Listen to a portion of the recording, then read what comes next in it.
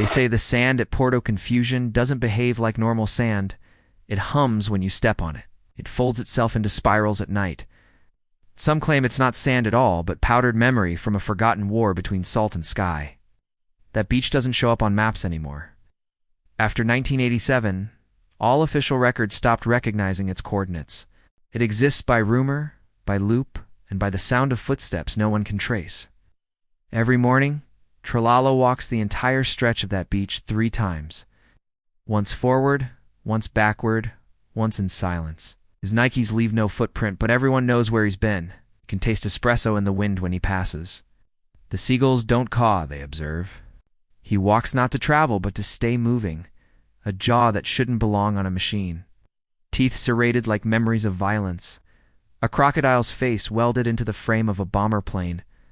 He hovers, perfectly still, his engines spinning soundlessly. The clouds pull away from him like they're afraid. Below, the beach grows warmer. The silence begins to vibrate. Bombardiro Crocodilo. He believes that standing still invites the past to catch up, and the past, in his case, is not a memory, but a predator. Tralalero is not like other creatures, hasn't changed them in years. When asked why, he gestures to the horizon. The answer is always waiting somewhere beyond the next wave. The object spins once, twice, and lands not with a thud, but with a tone, clear, long, and musical. It's not a weapon, it's a note. One that resonates through the sand like a forgotten chant. His metal crocodile jaw opens slightly, exposing a rosary glowing inside his cockpit. The beads spin slowly, clicking without sound. His eyes, sharp and unblinking, fix on Tralalero like crosshairs carved in scripture. Tralalero halts mid-step, his front half still on the beach, his tail tip still wet. It simply sits there, pulsing, as if waiting for a response. He walks forward, placing one foot deliberately in front of the other. The sky remembers. And somewhere between water and air, something has started again. Behind him, his footprints melt into espresso. The wind follows him, carrying sand that sings. He steps closer. The sand bends under his foot, curling into a spiral around the impact zone. He looks up. He sees the shadow before he hears it. They're whispering low, broken phrases in a language Tralalero doesn't know but somehow understands. The air tightens. The sand cracks. Somewhere deep inside the earth, a pulse syncs with the beat of a heart that hasn't beaten in years. Not human. Not mechanical. Wet. Ancient. Familiar. His body is shark, but his gait is human. He has 3 legs too normal, one slightly smaller and seemingly detached by logic or anatomy. No one knows where the third came from. Some say the sea gave it to him after he refused to swim for 40 days. A low vibration hums through the ground. The sand beneath his Nikes starts to fizzle, not burn, but react like it's recognizing something sacred and terrible. He blinks once. Above him, the shape sharpens. Others say he was born wrong on purpose, shaped by the tides that broke their own rhythm the day the sky screamed. He does not speak, is never spoken, but his presence carries weight, the way certain silences fill a room heavier than noise. Every step pulses with purpose. Left foot, right foot, mystery foot. The soles of his shoes never wear down. One morning, the waves stop. It doesn't happen slowly. It's sudden, like a curtain pulled back on reality. The foam freezes mid-curl.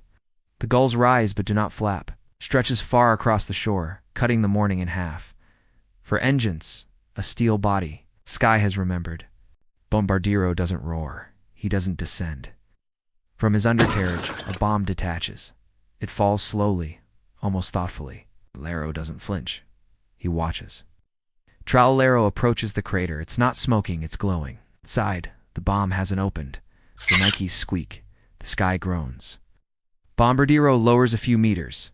Neither moves, neither blinks. And then, from inside the crater, a sound emerges. It's not a voice, it's a breath. Tralalero takes a step back. The bomb sings again. This time the note shifts, layering over itself, harmonizing with the silence. He looks up again. Bombardiro Crocodilo is still there, but now, something in his engines has changed. They're not silent anymore. Retorna il paso. The step returns. The bomb pulses brighter. Tralero turns back toward the sea. The waves are still frozen. Time hasn't resumed. The beach knows. Something has woken up. Bombardiro Crocodilo hadn't flown in over a decade. Not properly. He'd been looping endlessly between broken GPS coordinates and corrupted Vatican air corridors. His return wasn't announced, and it didn't need to be. The sky adjusted for him. The clouds parted, reshaped themselves to match his silhouette. Somewhere below, the sea shivered. He didn't roar. He glided. Each rotation of his propellers stirred memories out of the air. Old ones, suppressed ones. The kind of memories that make radios switch channels on their own. His engines didn't burn fuel. They churned regret. It had found form in sand, given legs, and started walking in shoes it hadn't earned. Bombardiro had watched the shark before. Tralalero Tralala, the landwalker, the runner of impossible errands, the carrier of something ancient and unfinished. Rosary beads clacked inside his cockpit, each one carrying the name of someone who'd seen him once and forgotten how to sleep. Resonant. Beneath his metal jaw, his bomb bay began to open again, not to drop a payload, but to reveal it. Inside, a second rosary floated midair, glowing soft red. Intentional. He had not come to fight. Not yet. He had come to locate something stolen. A shape. A scent. A loop fragment that had broken away from the algorithm. Now the signal was clear. It pulsed from the crater. Bombardiro descended 10 meters, and the winds beneath him stopped moving altogether. The tide retreated by instinct. Avoided confrontation. Circled meaning. But the loop had weakened. Compression artifacts had started to show. Something had to give. One would detonate. The other would run. It spun once, twice, then stopped. A pulse synced between the rosary and the crater, between sky and shore, between predator and purpose.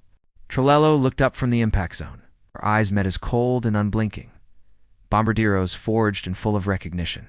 They had looped past each other for years. Or maybe this time they'd both stop. The sky lowered another meter, and the silence grew heavier. The crater hummed like an old machine trying to remember its function. Tralalero stood beside it, one Nike planted on the rim, the other two shifting in loose rhythm, half rowdy to sprint, half rooted in refusal. The glow rising from the bomb was no longer gentle. It pulsed in tempo with his heartbeat, though he was sure he hadn't meant to sink. The sun jumped position. Seagulls reversed mid-flight. The ocean rewound, then fast-forwarded again. The loop had broken. Above him, Bombardiro hovered, still silent, still watching. The sand tried to forget he'd ever arrived. That's when Bombardiro made his move. Then came the glitch. It was a phrase, low and mechanical, stretched like corrupted chant. It started at the edge of the sky a flicker, like someone had forgotten to finish rendering the clouds. A single frame repeated twice, then 3 times, with memory. Images exploded outward like light. A Roman street submerged in espresso foam, a rosary unraveling in zero gravity, Tralero standing bleeding ink in front of a shattered Vatican window. None of it had happened. All of it had. Something irreversible had occurred. No rewind would fix it. No compression could hide the skip. Tralero's body reacted before his brain could. He stepped backward, but time didn't follow. His footprints reversed without him. The crocodile bomber opened his jaw not to roar, but to release. A sound fell from him like liquid iron. It wasn't a weapon. Tralalero was flying. The world had reversed their roles, or revealed them. It wasn't clear. Ciclo terminato. In its place, a mirror. The loop is over. At that moment, the crater detonated, but not with fire. The explosion didn't throw him backward. It looped him forward. Landed 3 seconds into the future. The crater was gone. In the mirror, Bombardiro was walking. Both paused. They had broken the format. The mirror dissolved as quickly as it had appeared, leaving no trace but a faint scent of ozone and sugar. Where the crater had been, only smooth, untouched sand remained as if nothing had ever fallen. His crocodile eyes blinked once, then stayed open. The rosary inside his cockpit no longer glowed. It hung limp, spent like a confession no longer needed. The shoe, once luminous, now looked ordinary. A single missile slid out, nose down, and dropped without sound. It landed upright next to the shoe. It did not open. It did not hum. It simply rested. Like it remembered being a product before it became a symbol. He placed it gently in the center of the beach, where the crater used to be. The beach was still again. The loop had exhausted itself. Bombardiro hovered in place, his engines barely audible now, each propeller spinning at a different rhythm. Tralalero stepped forward, no urgency in his pace.